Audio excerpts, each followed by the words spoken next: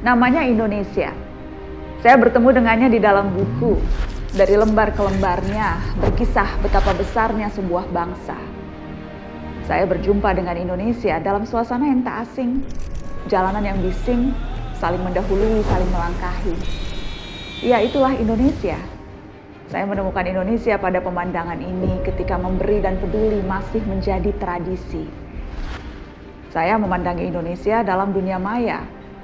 Terkadang sulit untuk bahagia di sana, karena yang berinteraksi hanya kata-kata, tak ada rasa. Saya menyapa Indonesia dalam studio ini, dipenuhi kawan-kawan yang menjunjung profesionalitas, mengusahakan sesuatu yang bernas. Saya berpapasan dengan Indonesia di setiap jalan pulang. Mereka yang mengayuh sampai penghabisan, rapuh tapi tak kenal jatuh. Namanya Indonesia. Terkadang bikin kecewa, terkadang kita makin percaya. Kalau kamu hari ini bertemu dengan Indonesia yang seperti apa?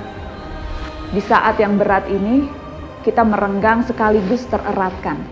Situasi mengubah banyak hal. Negara semakin berjarak satu sama lain. Manusia tak lagi mudah berpindah negara dan benua. Tiap negara fokus pada kepentingan nasionalnya, mengatasi wabah dan krisis ekonomi. Perdagangan internasional buyar, investasi buntu, globalisasi cuma hidup di YouTube, Twitter, Amazon, Netflix, TikTok, dan lainnya. Tiap negara berusaha menyelamatkan dirinya masing-masing.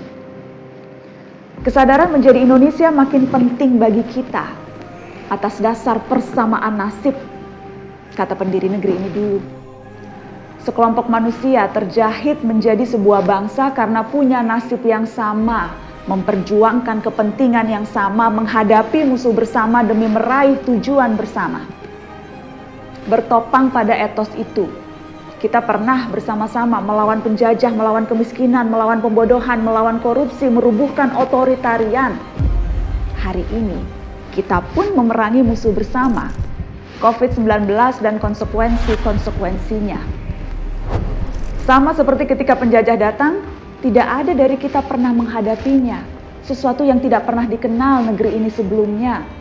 Tapi jika dulu saat kita masih buta akan gambaran yang cukup tentang apa itu Indonesia pun masih bisa bersatu, kenapa sekarang tidak? Musuh yang kita hadapi sekarang bahkan tidak pilih kasih, tak pandang ras, suku, gender, asal, dan agama. Mestinya lebih mungkin bagi kita untuk menyatukan sikap, semangat, lalu akhirnya keringat. Dalam perjalanannya mungkin kita merasa putus asa pada situasi, kecewa terhadap pemerintah atau gregetan terhadap sesama kita sendiri. Kita perlu mengingat lagi apa itu Indonesia. Kita semua mewakili nama itu, Indonesia. Bukan diukur dari angka ekonomi atau pernyataan pejabat, namun apa yang kita temukan dan jalani sehari-hari di negeri ini. Nasionalisme tak pernah menjadi rumus yang kaku atau gagasan keras kepala. Di tengah pandemi ini, nasionalisme terdefinisikan oleh partisipasi kita, seberapa kita mampu mencegah COVID-19 dengan solidaritas. Tantangan hari ini tak bisa dilawan olehmu atau olehku, tapi oleh Indonesia yang artinya dilawan bersama. Berawal dari kesadaran sederhana, kita adalah bagian dari sesuatu yang lebih besar. Saling mengukir dan memahat. Tak ada pilihan lain, ambil peran.